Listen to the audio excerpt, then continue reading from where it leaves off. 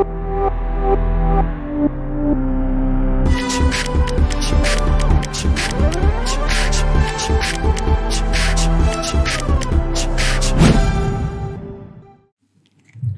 दोस्तों, अगला क्वेश्चन देखते हैं।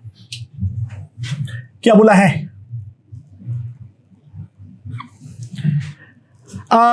हमारे पास मैग्नीशियम है। हमारे पास मैग्नीशियम जो है वो नाइट्रेट को रिड्यूस कर सकता है to ammonia in basic medium. Nitrate जो है वो हमारा मैग्नीशियम की प्रेजेंस में इन बेसिक मीडियम रिड्यूस हो सकता है। ठीक है, तो हमारे पास एक 25 ml सॉल्यूशन है, ठीक है, of nitrate treated with Mg। ठीक है, रिएक्शन क्या हो रहा है? Nitrate in presence of Mg and OH minus getting converted to ammonia। बाकी मैग्नीशियम के क्या हो रहा है वो भाड़ में जाए, बट ये कुल मिला के रिएक्शन है। ठीक है, अच्छा, NH3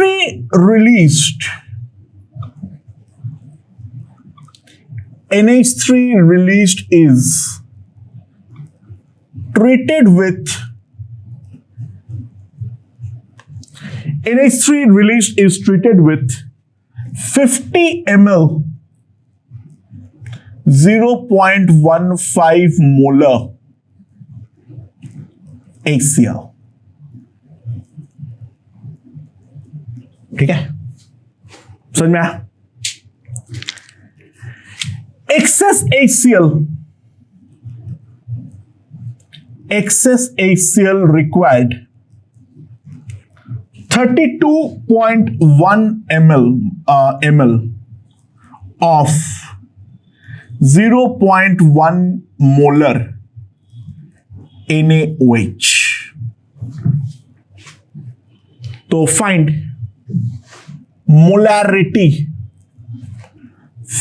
the molarity of nitrate in the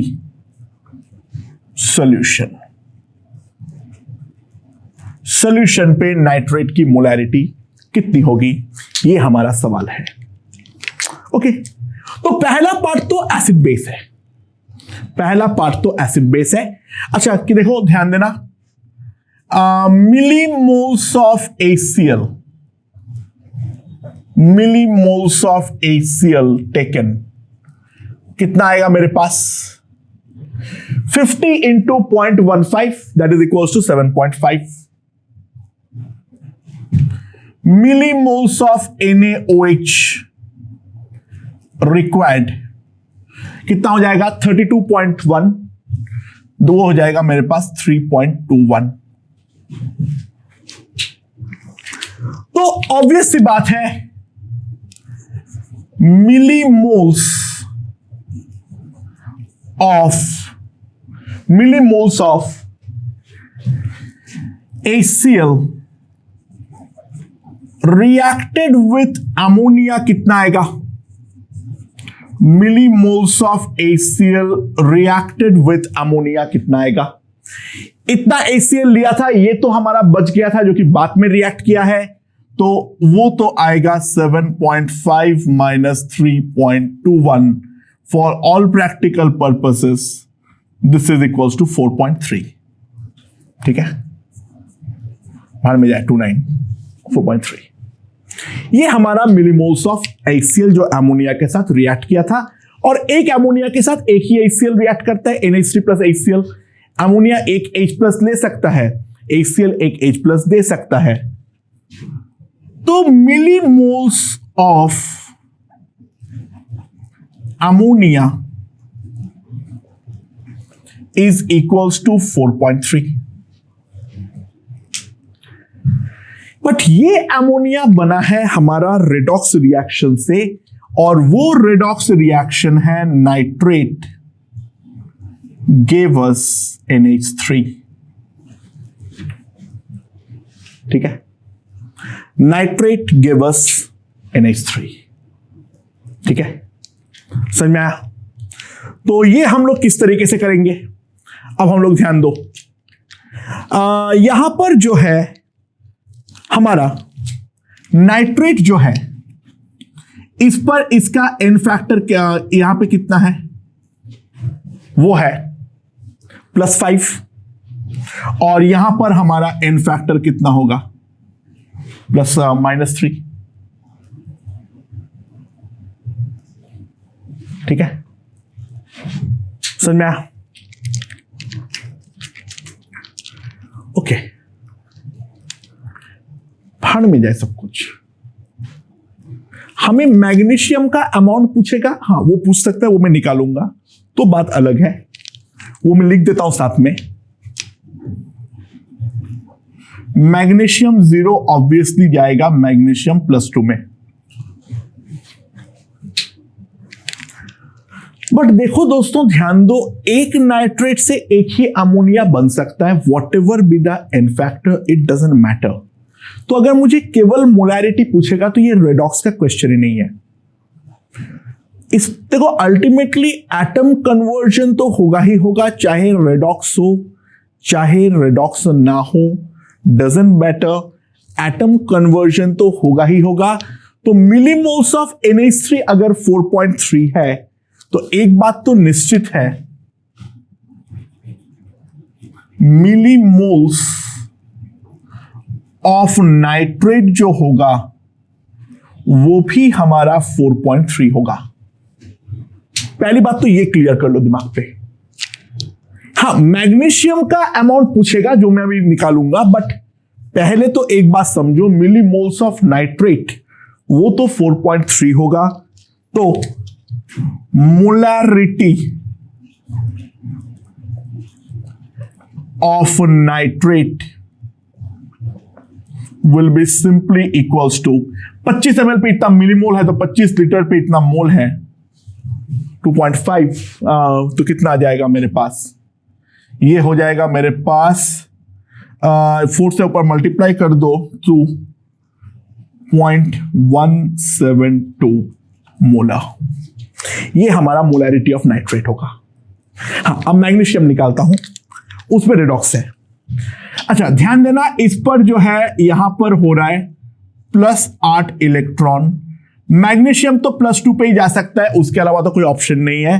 तो यहां पर जो है वो हमारा है -2। तो ऑब्वियस सी बात है, इसका एन फैक्टर 8 है, इसका एन फैक्टर 2 है, यानी कुल मिला के इसका × 1 होगा, इसका × 4 होगा। यानी एक नाइट्रेट रिएक्ट करेगा 4 मैग्नीशियम के साथ। सो मिलीमोल्स ऑफ नाइट्रेट अगर 4.2 है तो 1 nitrate reacts with 4 Mg2+. that implies moles of magnesium required 4.3 × 4 millimoles, that is equals to 17.2 millimoles. मास कोई पूछे तो वो हम निकाल लेंगे × 24 करते हुए। तो मैग्नीशियम पूछेगा, वहां पर हमें रेडॉक्स में एन फैक्टर की जरूरत पड़ेगी। बट नाइट्रेट का पूछा, हमारा जो अमोनिया का आएगा वही नाइट्रेट का भी आने वाला है, क्योंकि बहुत सिंपल सी बात है, हमारा नाइट्रोजन कहीं पर गायब नहीं हो सकता है। ओके दोस्तों, अगला क्वेश्चन देखते हैं क्या बोला है। मेरे पास एक पॉलीवैलेंट मेटल है, ठीक है। मेरे पास एक पॉलीवैलेंट मेटल है जिसका एटॉमिक वेट है 50। एटॉमिक वेट है जो 50 है। 0.1 gram sample is taken. 0.1 gram sample is taken. उसके बाद क्या बोला है देखो,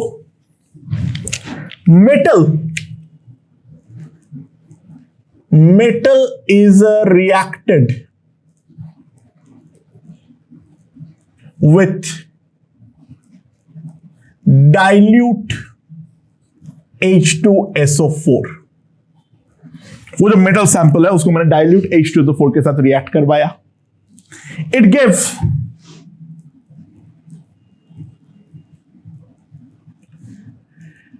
44.8 ml H2 at STP. ठीक है. नाउ यहां पर the metal cation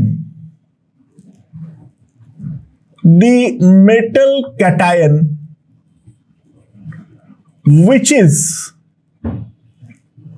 at lower oxidation state. For example अगर मान लो Fe है तो Fe+2 है. ठीक है, Fe+2+3 दोनों हो सकता है. तो पहले जब उसके साथ रिएक्ट करता है H2SO4 के साथ तो FeSO4 प्लस H2 बनता है, यानी Fe+2 पे होता है. ऑब्वियसली वो लोअर ऑक्सीडेशन स्टेट है. Is oxidised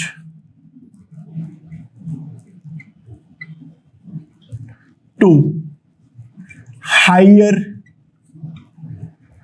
oxidation state via 60 ml 0.1 normal KMnO4. Find the two oxidation states. Unique value आती है तो भी ठीक, अगर एक रिलेशन आती है तो भी ठीक. हमें इन जनरल दोनों में रिलेशन जो है वो बनाना है. ठीक है, ओके. Let's see. देखो सबसे पहली बात हमारे जो है 44.8 ml H2 जो है वो वाला इंफॉर्मेशन को यूज करो. देखो 44.8 ml H2 44.8 ml H2 मतलब हमारे पास है 2 मिलीमोल ऑफ H2. हमारे पास है 2 मिलीमोल ऑफ H2. HTP में 22.4 ml मतलब 1 मिलीमोल होता है. ठीक है, मोल क्या मिली जोड़ दो यार. अच्छा, ऑब्वियसली बात है जो रिएक्शन होता है वो है 2H plus 2 electron gives you H2. तो H2 का n फैक्टर 2 है. So milli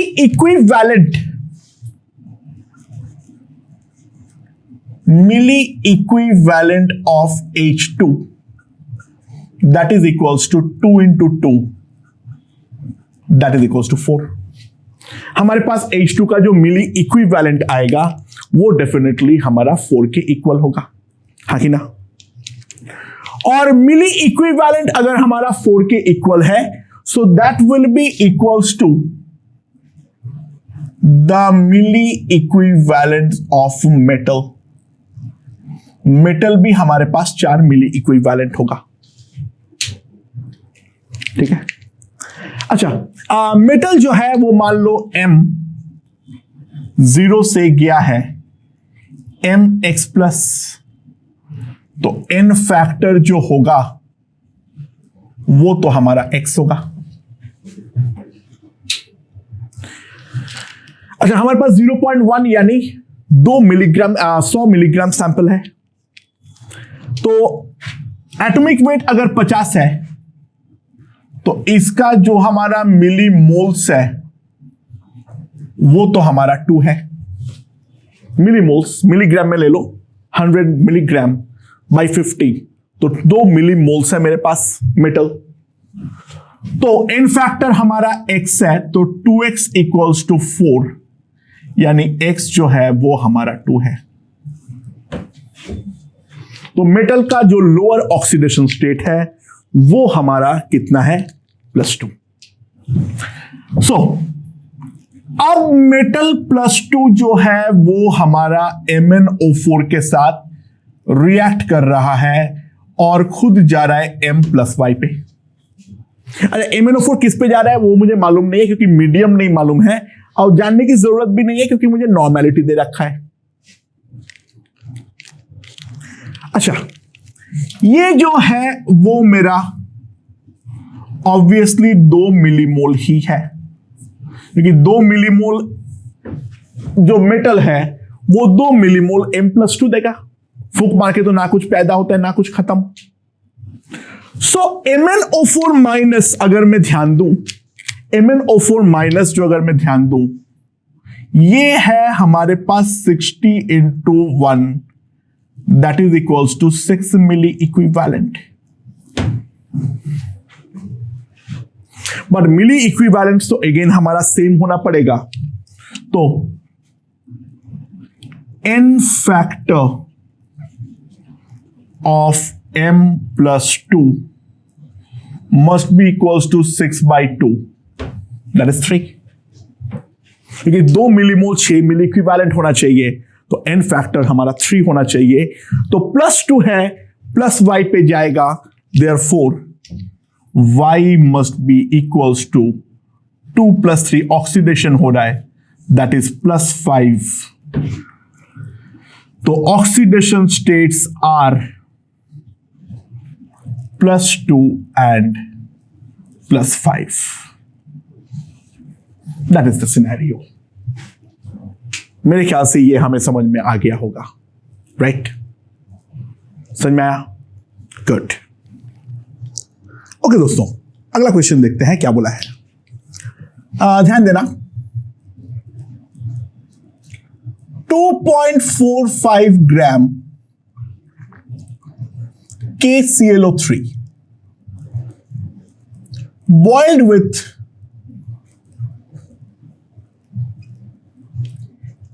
excess concentrated HCl, boiled with excess concentrated HCl, ठीक है। Chlorine gas evolved, chlorine gas evolved is passed through Ki solution, ठीक है।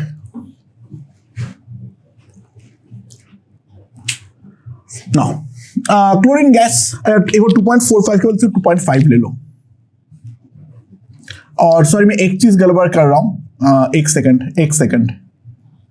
2.5 ग्राम जो है वो KClO3 सैंपल है, ठीक है ना, ये KClO3 सैंपल है, sorry, okay. Boiled with excess of concentrated HCl, जो क्लोरीन गैस इवॉल्व हो रहा है वो पास हो रहा है through Ki solution, Ki excess में है। I2 evolved required 100 ml of hypo। Hypo solution का स्ट्रेंथ जो है वो डायरेक्टली नहीं दे रखा है, उससे ये बोला है जो 12.3 ml of this hypo titrates 24.6 ml 0.5 normal I2। Calculate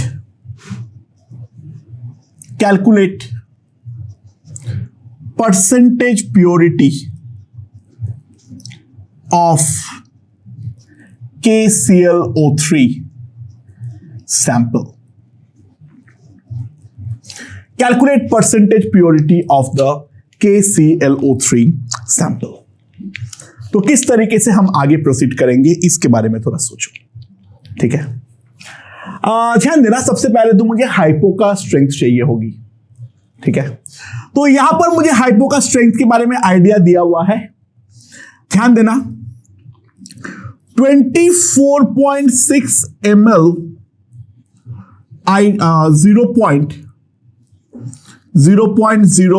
0.5 molar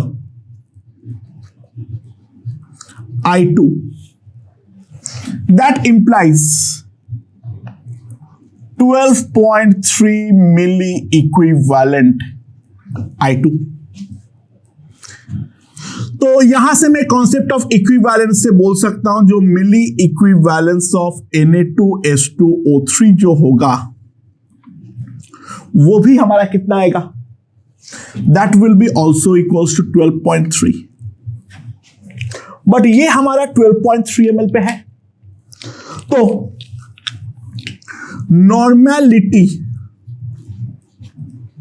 normality of Na2H2O3 is equals to कितना आ गया है, 1। हमारा Na2H2O3 का जो सोल्यूशन है उसका नॉर्मेलिटी 1 है। अच्छा, यहां पर और यहां पर रिएक्शन हमारा सेम है, तो यहां पर हमें मोलारिटी करने की कोई जरूरत नहीं है। तो सिंपल सी बात है, अगर मैं यहां से आऊं, यहां पर भी मैं डायरेक्टली लिख सकता हूं मिली इक्विवेलेंस ऑफ I2 इवॉल्व्ड कितना आ जाएगा मेरे पास, milli equivalence of I2 evolve कितना आ जाएगा, that will be simply equals to 100, जितना मिली इक्विवेलेंट हाइपो है मेरे पास। And milli equivalent of I2 जितना मेरा इवॉल्व होगा, that will be equals to milli equivalent of Cl2 reacted I minus के साथ। अच्छा, Cl2 में हुआ क्या है, ऑब्वियसली बात है, Cl2 I माइनस के साथ रिएक्ट करता है और देता है 2Cl माइनस प्लस I2। यहां पर Cl2 का एंड फैक्टर डेफिनेटली 2 है, तो मैं लिख सकता हूं milli moles of Cl2 is equals to 50, जो हमारा प्रोड्यूस हुआ है। बट ये Cl2 कैसे प्रोड्यूस हुआ है, ध्यान देना, ClO3 minus plus Cl minus comproportionation होके हमें दिया है Cl2। बाकी मैंने H प्लस वगैरह वाटर वगैरह बैलेंस नहीं कर रहा हूं, ठीक है। तो यहां पर अगर मैं देखूं, क्लोरेट का जो एन फैक्टर है दैट इज +5 से 0, और यहां पर -1 से 0। तो Cl+5 से अगर मेरा Cl 0 पे जा रहा है और Cl-1 से अगर Cl 0 हो रहा है, तो यहां पर क्या हो रहा है, +5 इलेक्ट्रॉन इंटू 5 इंटू 1, यानी इसका जो बैलेंस्ड रिएक्शन है वो है मेरे पास ClO3 माइनस गिव्स अस, तो 3 मोल Cl2 बनता है ClO3 माइनस से। अच्छा, यहां पर मिली इक्विवेलेंट सेम कर दूंगा, कांड हो जाता है, एन फैक्टर कंप्लीटली डिफरेंट है। यहां पे Cl2 का एन फैक्टर 5/3 है, ना कि 2। तो milli equivalent of milli moles of KClO3 मैं क्या लिख सकता हूं, 50/3, राइट।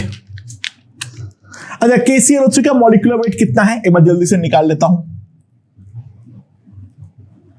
पोटेशियम का 39 प्लस 35.5, ठीक है। 40 प्लस 47 40 प्लस 47 कितना होता है मेरे पास? That is equals to 87. 87 plus 35.5, तो that will be equals to 122.5. Right. So हमारे पास क्या आएगा? Mass of KClO3 50/3 into 122.5 into 100.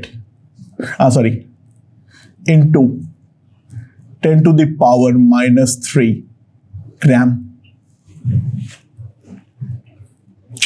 But ये है हमारा 2.5 ग्राम पे, तो परसेंटेज प्योरिटी क्या आएगी? Percentage purity will be equals to simply 50/3 into 122.5 10 to the power -5 by 2.5 into 100. So ये आ जाएगा. सो कितना आ जाएगा मेरे पास? ये 2 हो जाएगा, तो 245/3 आएगा. This will be equals to 245/3 and that will be equals to 81.67%.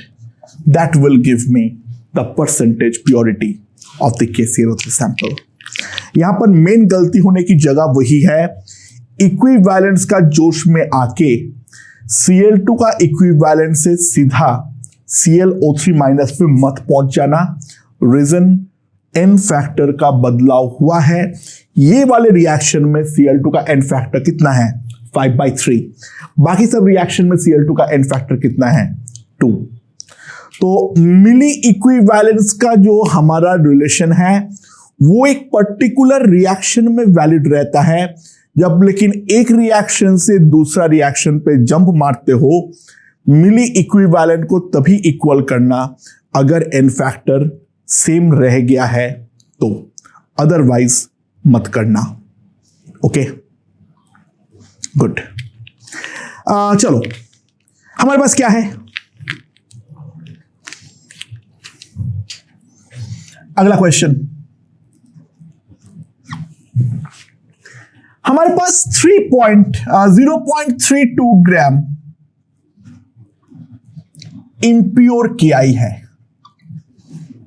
0.32 gram of impure KI है. ठीक है, ओके. अच्छा,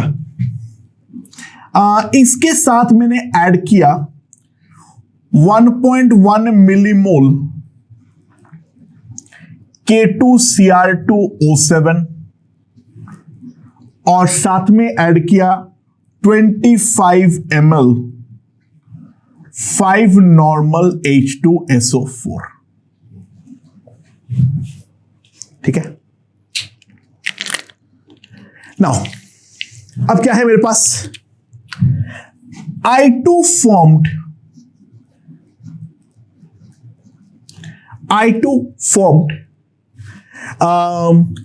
जो है is expelled.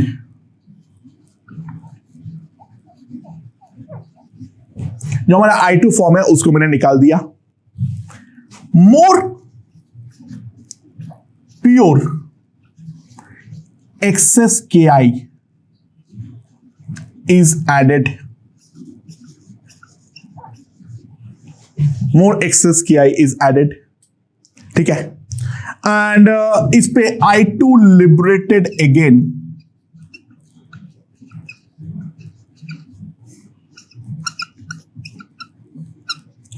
I2 liberated again. Okay. And it required 14 ml 0.1 normal hypo. ठीक है. तो calculate percentage purity of original solution. अच्छा, बाय द वे ध्यान देना, जो भी हमारा रिएक्शन होगा H plus is in large access, उस पर दिमाग मत लगाना। H प्लस जो है वो हमारा लार्ज एक्सेस में है। बाय द वे रिएक्शन क्या हो रहा है? I minus plus Cr2O7 2 minus H plus जो है वो हमें दे रहा है chromium plus 3 plus I2 plus water obviously है।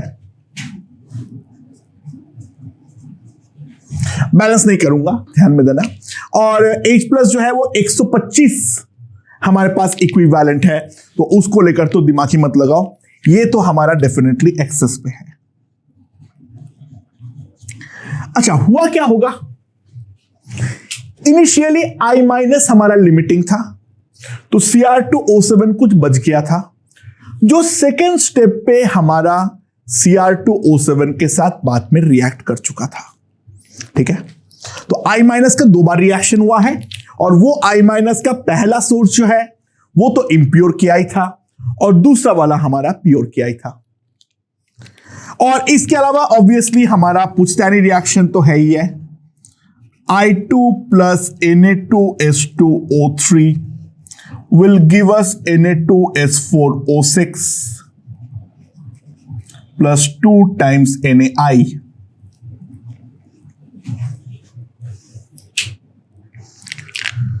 ओके, इसका जो एन फैक्टर होता है वो तो हम जानते हैं 1 होता है। सल्फर 2 से 2.5 में जा रहा है, लेकिन 2 सल्फर है तो एन फैक्टर 1 है। So in a second step millimoles of hypo कितना आ गया है? मिलीमोल्स ऑफ हाइपो मेरे पास कितना आ गया है? That is equals to 14 into 0.1, that is equals to 1.4। ठीक है, बट एक I2 2 हाइपो के साथ रिएक्ट करता है, तो ऑब्वियस सी बात है millimoles of I2 is equals to 0.7। ये I2 मेरा सेकेंड स्टेप में पैदा हुआ है। अच्छा, Cr2O7 का क्रोमियम +6 से +3 पे जा रहा है, लेकिन 2 क्रोमियम है, इसका एन फैक्टर जो है वो हमारा 6 है, और ऑब्वियसली हमारा I2 का जो एन फैक्टर है वो 2 है। तो I2 जो बाद में रिलीज हुआ है वो 0.7 मोल्स हुआ है। सो हम क्या लिख सकते हैं यहां से? हम यहां से क्या लिख सकते हैं बताओ? ध्यान देना, मिलीमोल्स ऑफ I2 अगर 0.7 है तो मिलीमोल्स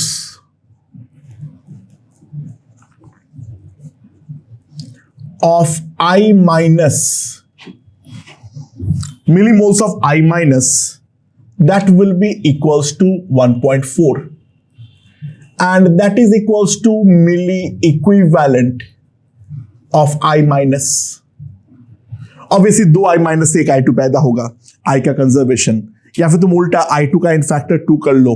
ठीक है, तो milli equivalence of I minus तुम्हारे पास 1.4 आएगा, and obviously that will be equals to milli equivalence of Cr2O7 2 minus,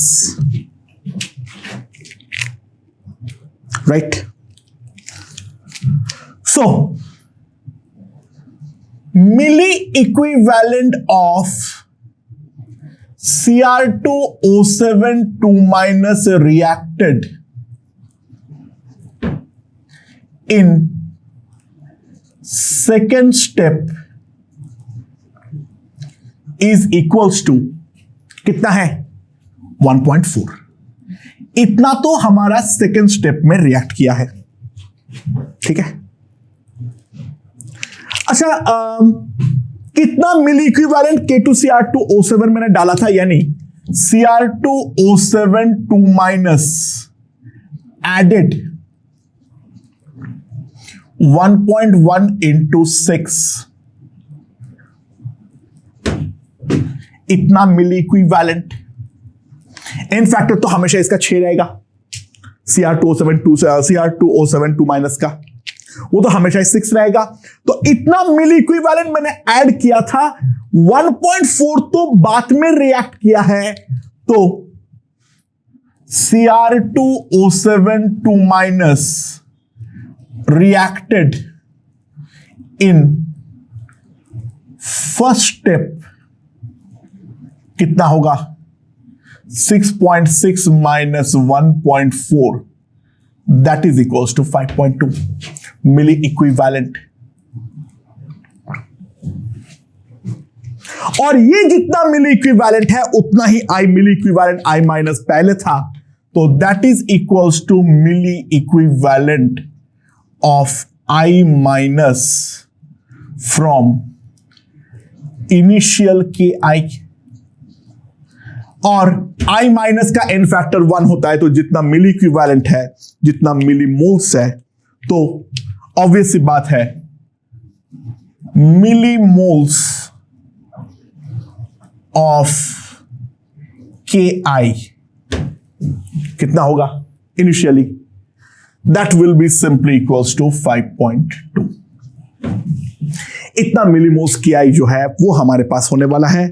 तो इसका जो तुम्हारा मॉलिक्यूलर वेट है, आयोडीन इज 127, साथ में 39, तो कितना हो जाएगा 166 ग्राम, ठीक है। सो mass of KI 166 into 5.2 into 10 to the power of -3 ग्राम, ये हमारे पास हो जाएगा, हाँ कि ना, ये हमारे पास आ जाएगा। कहीं पर तो कुछ गड़बड़ है, कहीं पर तो कुछ गड़बड़ है। 3.32 ग्राम तो हो ही नहीं सकता है, 0.32 ग्राम तो हो ही नहीं सकता है।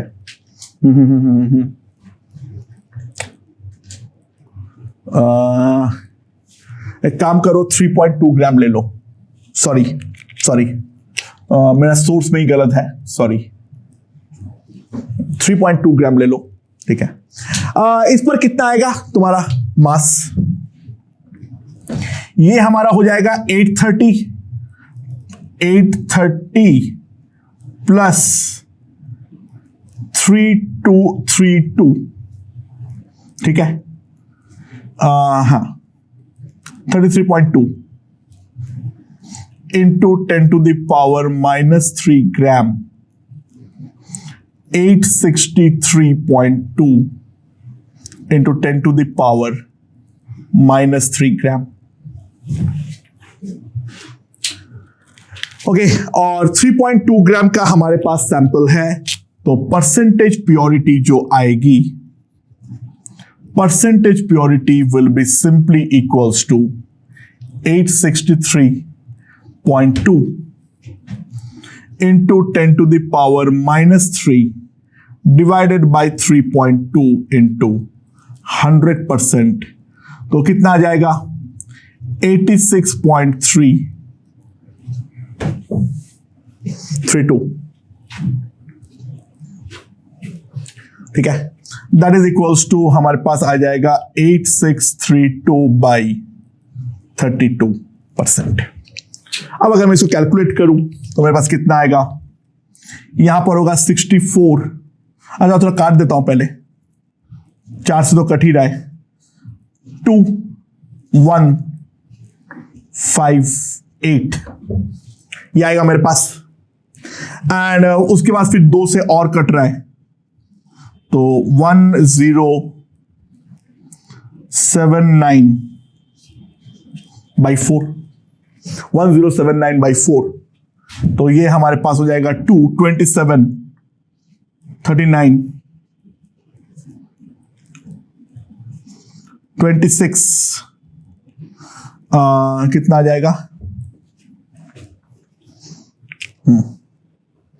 26% के आसपास अप्रोक्सीमेटली। ठीक है, अप्रोक्सीमेटली 26% के आसपास जो है वो हमारा परसेंटेज प्योरिटी आएगी। सो बेसिक लेवल का क्वेश्चंस जो है वो मैंने यहां पर डिस्कस कर दिया हूं। ये वाले क्वेश्चन में एक डेटा में मिस्टेक था, ठीक है, वो 3.2 ग्राम है, 32 ग्राम के 0.32 ग्राम के बदले, वो तुम रेक्टिफाई कर लेना। बाकी जो है मेरे ख्याल से बेसिक लेवल पे हमें समझ में आ गया है जो हमें करना क्या है। ओके।